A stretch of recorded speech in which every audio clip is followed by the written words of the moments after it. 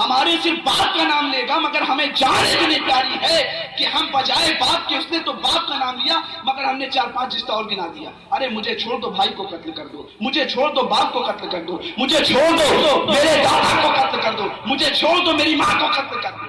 آج ان تمام چیزوں سے، دنیاوی محبت کے سانچے میں ڈھلنے والی زندگی کے واقعات سے تمام اخبارات اس بات کی گواہ ہیں. زید بن حارثہ سے پوچھا گیا اگر تم کو چھوڑ دیا جائے، محمد عربی کو پکڑ کر گرفتار کر دیا جائے تو تم کیسا محسوس کرو گے؟ تو خدا کی قسم زید بن حارثہ کہتے ہیں خدا کی قسم میں تو مصطفیٰ کا سامنے ہونا تو دور کی بات، اس وقت مصطفیٰ میرے سامنے نہیں ہے.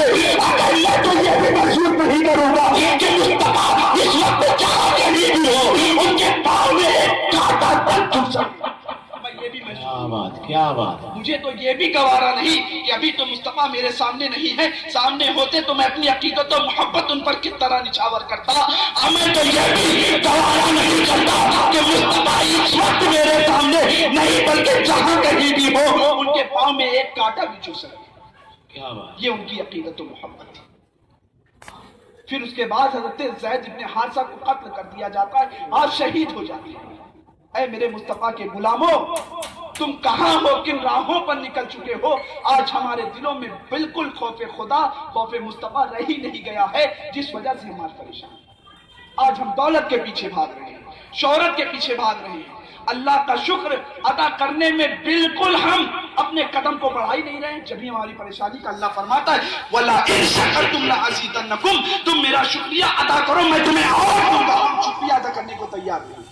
دولت ہے یہ نہیں کہ اللہ، حضرت علی، غالباً حضرت علی کا قول ہے کہ عبادت کے معاملے میں اپنے سے اوپر والے کو دیکھو گے تو عبادت گزار بنو گے، اور دنیاوی معاملات میں اپنے سے نیچے والوں کو دیکھو گے تو شکر گزار بنو گے. اس کی مثال مفسرین کرام نے اس طرح دی ہے کہ دنیاوی معاملے میں اس طرح دیکھو کہ تمہیں 2 وقت کا کھانا مل رہا ہے، کسی اپنے غریب کو دیکھو، یہ کہو اللہ تیرا شکر ہے کہ ہمیں تو 2 وقت کا کھانا مل رہا ہے، اسے تو 1 وقت کا بھی نصیب نہیں ہوا، تو اللہ کا شکر گزار بندہ بنو گے. عبادت کے معاملے میں دیکھو کہ تو عبادت گزار بنو گے. کسی کو دیکھو کہ 5 وقت کی نماز پڑھ رہا ہے، دل میں ہماری یہ خواہش نہیں آئے گی. دولت ہے کسی کے پاس، یہ خواہش آ جائے گی اللہ اس کے پاس کار ہے، 1 کار ہے تو ہمارے پاس 2 ہو جائے، اس کے پاس 1 دکان ہے تو میرے پاس 2 ہو جائے. اللہ اس کے پاس تھوڑی عزت ہے تو مجھے پورے شہر کی عزت کا مالک بنا دے، مجھے پورے شہر کے لوگ جاننے لگے. یہ معاملہ ہمارے دل میں ہماری نفسیات کی بنیاد پر شامل ہو چکا ہے، مگر دل میں کسی کے خوف خدا نہیں، دل میں کسی کی تعظیم مصطفیٰ نہیں. یہی ہماری پریشانی کا سبب بنا ہوا ہے. شاید کبھی تو کہتا ہے جب میں کہتا ہوں کہ یا اللہ میرا حال دیکھ، حکم ہوتا ہے کہ اپنا نامہ اعمال دیکھ، حکم ہوتا ہے کہ اپنا نامہ اعمال دیکھ. اللہ تبارک و تعالیٰ قرآن مجید میں ارشاد فرماتا ہے آج ہم اسلام جیسا عظیم و شان مذہب پانے کے بعد بھی کیوں پریشان ہیں؟ یہی کہ ہمارے دلوں سے اللہ اس کے رسول کا خوف نکل چکا ہے. اللہ قرآن میں ارشاد فرماتا ہے فَلَا تَخْشَعُوا النَّاسَ وَاخْشَوْنِی، تم لوگوں سے نہیں بس لوگوں سے نہیں مجھ سے ڈرو. آج ہمارے دل میں خوف دنیا سما گیا ہے، اللہ کا خوف بالکل نہیں رہ گیا. حرام کمائی کماتے چلے جا رہے ہیں، مسجد میں اللہ کی طرف جھکنے، اللہ کی عبادت کرنے کو تیار نہیں. سب کچھ کرنے کے بعد آج ہمارے دلوں میں خوف دنیا سما گیا ہے. اس وجہ سے آج ہم پریشان ہیں. اللہ کا خوف بالکل نہیں. کیا صحابہ اکرام کی زندگی کو تم نے نہ پڑھا؟ مقام صحابہ کا وہ واقعہ تمہیں یاد نہیں کہ حضرت ہم تو آج صرف دعویٰ اپنے ساتھ رکھتے ہیں، دلیل نہیں، اور بغیر دلیل کے دعویٰ تمہارا کامیابی کی منزل تک تمہیں نہیں لے جا سکتا. کسی کے اوپر تم کچہری میں دنیاوی معاملات کا معاملہ لے لو، کچہری میں یا ہائی کورٹ میں یا سپریم کورٹ میں کوئی کسی کے اوپر تم کوئی الزام سرزد کرو، دعویٰ نہیں ہے، دعویٰ ہے صرف دلیل نہیں ہے، تو کورٹ تمہارے مقدمے کو خارج کر دے گا. مگر آج ہم دعویٰ کر رہے ہیں، دلیل ہمارے ساتھ نہیں. صحابہ اکرام اپنے اسلاف کی زندگی کو کیا تم نے نہ پڑھا؟ حسد کی آگ، جلن کی آگ، دوسرے سے جلنے تاپنے کی آگ تو ہمارے اندر اتنی سما گئی ہے کہ اچھے کام میں کسی کو دیکھنے کو تیار نہیں. کوئی نماز پڑھ رہا ہے، بہت دن بعد اسے نماز کی توفیق ہوئی، یہ نہیں کہ اللہ سے اس کی بارگاہ میں دعا کرے رب کائنات اس کو اس ماحول پر اگر یہ بندہ آ گیا ہے تو اس کو اس ماحول پر استقامت عطا فرما، بلکہ اسے تانا دینے لگ جاتے ہیں کہ بہت بڑا ملا بننے چلنا. مسلمانوں تمہیں کیا ہو گیا ہے؟ تم اپنی تہذیب تمدن کو بھول کر اغیار کی تہذیب تمدن کے کلچر پر چلنے کی کوشش کرتے ہیں۔ ہمارا چہرہ دیکھو تو سنت مصطفیٰ سے خالی، جس نبی نے تمہارے لیے پیٹ پر پتھر باندھے، جس نبی نے تمہیں پیدا ہو کر زبان پر یہی کلمہ جاری ہوا، رب حبلی مدی رب حبلی مدی، اے مولا میری امت کو میرے حوالے کر دے، اے میرا مولا میری امت کو بخش دے، آج تم اسی نبی کے چہرے پر، آج تم اسی نبی کو تکلیف پہنچا رہے ہو۔ میرے مصطفیٰ نے فرمایا صلاۃ و نماز، نماز صلاۃ و معراج المومنین، نماز مومن کی معراج ہے۔ آج ہم نماز نہیں پڑھ رہے ہیں۔ آج مصطفیٰ نے جس امت کے لیے پیٹ پر پتھر باندھے ان کی تعلیم پر چلنے کو تیار نہیں ہے۔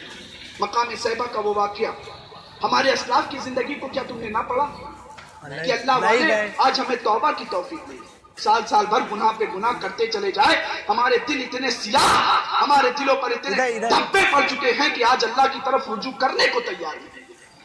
اللہ فرماتا توبو الی اللہ، روایتوں میں آتا ہے کہ اپنے گناہوں سے توبہ کرو، اللہ تبارک و تعالیٰ توبہ کرنے والے بندوں کو پسند کیا کرتا ہے۔ میرے آقا مجرد انیل خطا ہو کر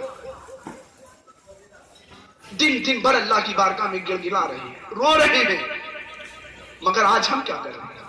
آج ہمیں توفیق نہیں، نماز نہیں پڑھ رہے ہیں، جھوٹ کی طرف بھاگ رہے ہیں، بے حیائی کی طرف بھاگ رہے ہیں، علم دین سے دور ہیں، بے شرمی کی طرف بھاگ رہے ہیں، عیاشی مکاری تمام ذلیل گناہ کی طرف بھاگتے چلے جا رہے ہیں، مگر توفیق نہیں ہے کہ اللہ کی بارگاہ میں اللہ کو ہم نے اتنا ناراض کر لیا ہے، آج ہمیں رب کو خوش کر لے، اس کو راضی کر لے۔ یہ توفیق نہیں ہو رہی ہے۔ آج ہم دنیا میں آنے کے بعد آج ہم اللہ تبارک و تعالیٰ کے تخلیق کے مقصد کو بھول چکے ہیں کہ اللہ نے انسانوں کو کس لیے پیدا کیا۔ اللہ تبارک و تعالیٰ نے، آج ہم دنیا کے پیچھے بھاگ رہے ہیں، دولت، عزت، شہرت۔ یقینی بات ہے دولت کماؤ، شہرت کماؤ، عزت کماؤ، یہ ضروری ہے۔ آپ دولت نہ کماؤ گے مسجد کی تعمیر کیسے کرو گے؟ دولت نہ کماؤ گے علماء کی صحبت، علماء کی خدمت کیسے کرو گے؟ دولت نہ کماؤ گے اپنے بچوں کی پرورش کیسے کرو گے؟ دولت نہ کماؤ گے اپنے خاندان، عزیزوں، اقارب کی خیال کیسے رکھو گے؟ کیا اللہ نے تمہیں اسی لیے دولت، شہرت، عزت کے لیے دنیا میں بھیجا؟ آپ قرآن میں انسانوں کے تخلیق کے مقصد کو دیکھیے، منشأ خداوندی یہ ہے وَمَا خَلَقْتُ الْجِنَّ وَالْإِنسَ إِلَّا لِيَعْبُدُونِ، اے جناتوں اور انسانوں میں نے تمہیں صرف اور صرف عبادت کے لیے بھیجا۔ آج ہم کیا کر رہے ہیں؟ منشأ خداوندی تو یہ ہے کہ انسان ہماری عبادت کرے، اور ہم اپنا منشا، اپنا مقصد یہ بنا چکے ہیں کہ ہمیں صرف دولت کمانا ہے۔ میرے بھائیوں تم کن راہوں پر نکل چکے ہو؟ منشا خداوندی تو یہ ہے کہ انسان ہماری عبادت کرتا، ہمارا منشا یہ ہے صرف دنیا کمانا۔ کیا اللہ نہ جانتا کہ اللہ عالم الغیب والشہادہ ہے؟ وہ جانتا تھا کہ دولت کمانا کتنی اہم ضرورت ہوگی انسانی زندگی میں، مگر اس نے یہ تو نہیں کہا تمہیں کہ تم دولت کا، اللہ چاہتا تو اللہ تبارک و تعالیٰ عالم الغیب والشہادہ تو وہ چاہتا تو ارشاد فرما دیتا انسانوں اور جناتوں میں نے تمہیں